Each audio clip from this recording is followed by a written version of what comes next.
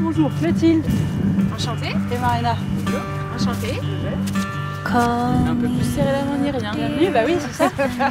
C'est ça, la distanciation.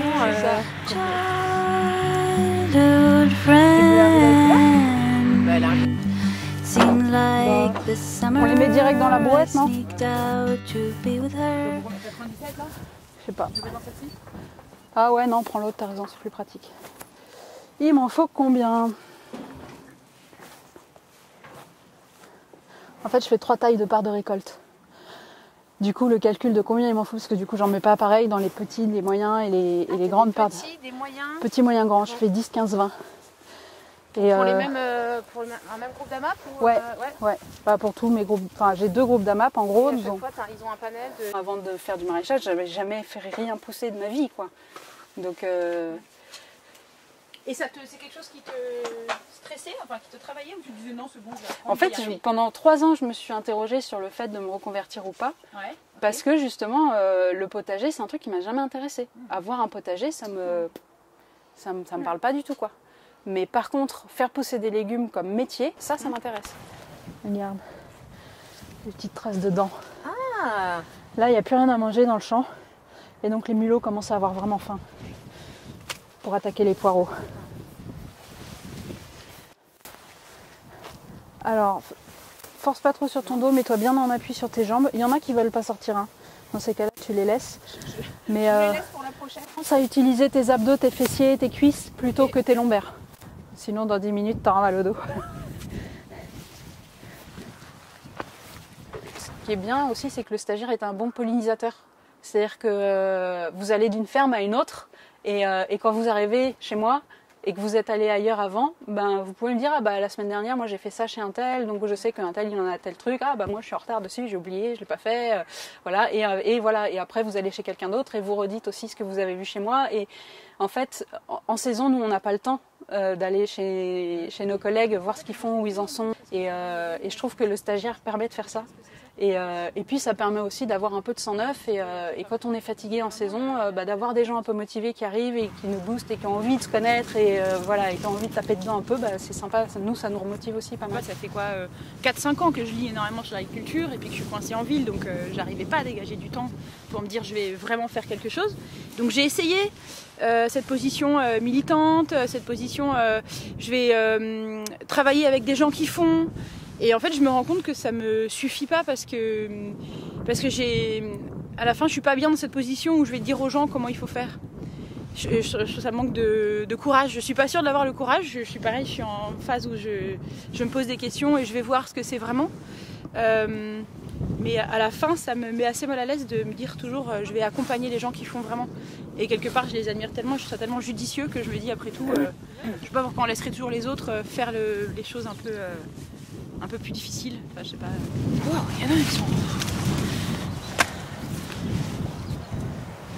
Alors je recompte peut-être que j'en fasse pas trop. En fait, on organise 2 formations, dont la première c'est Paysans Demain, qui est une formation à l'émergence de projets qui permet à une dizaine de porteurs de projets de se regrouper, de discuter de leurs projets, d'où leur vient cette envie, de leurs craintes, etc. et d'organiser des stages. Et en fait, à l'issue d'un premier regroupement, ils vont pouvoir effectuer 4 fois 2 semaines de stage sur différentes fermes pour vraiment se confronter au terrain, voir différents types de fermes, différents types de production, et justement se conforter leurs projets, leurs idées, et infirmer ou confirmer leurs idées. Se dire, bon, j'ai vu ce que c'était au quotidien, en termes de salaire, physiquement, ce que ça signifie, et soit je m'arrête là, ou bien je continue et je passe à l'étape d'après. Ce que je fais, c'est qu'en général, j'enlève la première feuille qui est un peu moche. Okay. Ça permet de lui donner un aspect propre tout de suite. Je coupe les racines.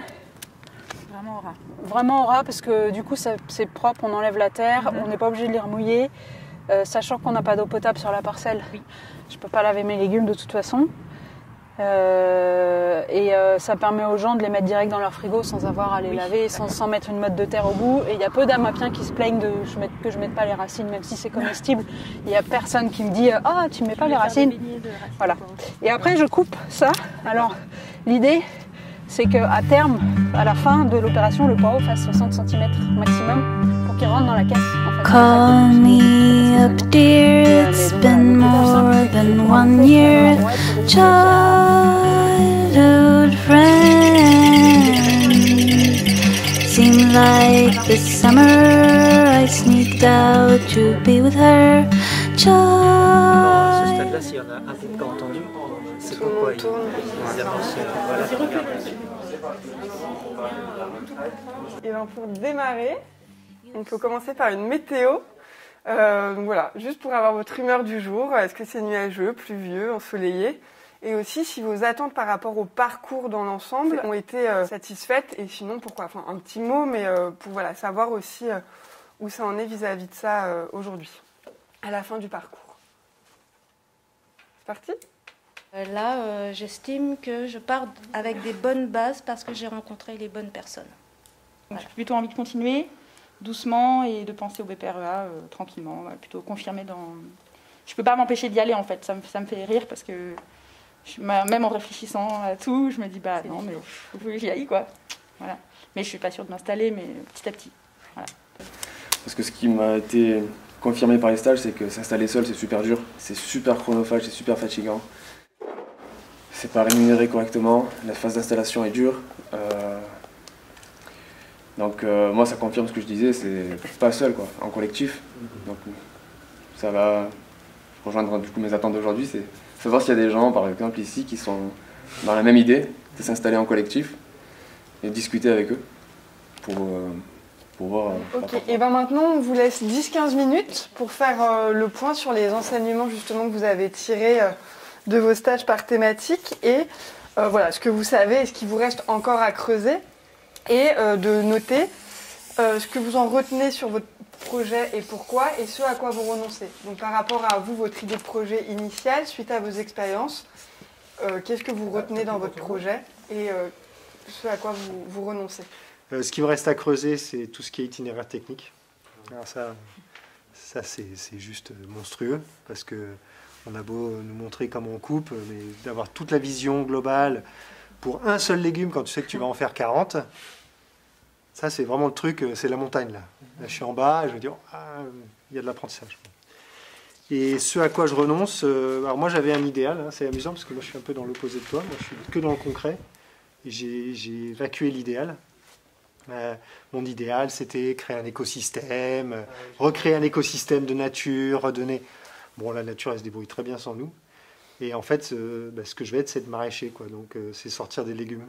Donc, si je peux mettre des fleurs, j'en mettrai. Un jour, je mettrai des arbres. J'aurai ce truc-là. Mais là, sur les 3 prochaines années, c'est pas ce que je vais faire. On a fragilisé la place des agriculteurs, quand même dans les 60 dernières années. Et c'est plus que, je crois, 3% des actifs. Et c'est pas du tout assez pour faire face aux défis gigantesques qui nous attendent. Et tu te rends compte que tu vas gagner peu d'argent et que tu vas bosser comme une folle et que tu vas... Oui. C'est d'ailleurs ce qui a fait que j'ai mis du temps à me dire pourquoi pas.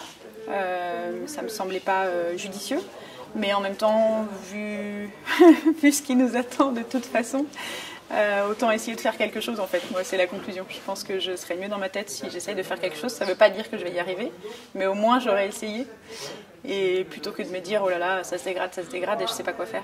C'est vital en fait de construire une planète vivable, on n'a plus trop le choix et encore on n'est même pas sûr d'y arriver, donc autant essayer, non? Enfin, je sais pas.